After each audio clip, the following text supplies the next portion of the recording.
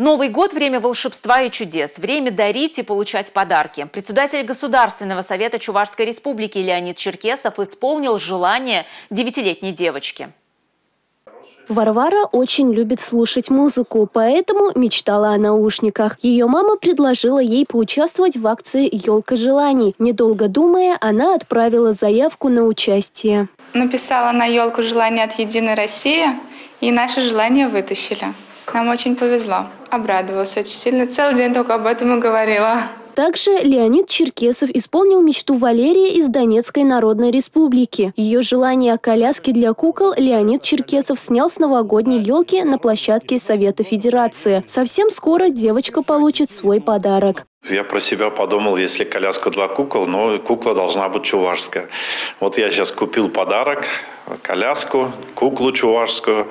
И буквально сегодня-завтра мы его отправим туда, в Донецк, чтобы какую-то радость принести этой девочке, которая написала желание. Также председатель Госсовета вытянул еще одно желание с елки. Написал ее Тимофей. Его мечта – побывать в роли машиниста поезда. Леонид Ильич пообещал, что они не только покатаются на поезде, но и купят ему игрушечный поезд. Милена Алексеева, Георгий Кривошеин, Республика.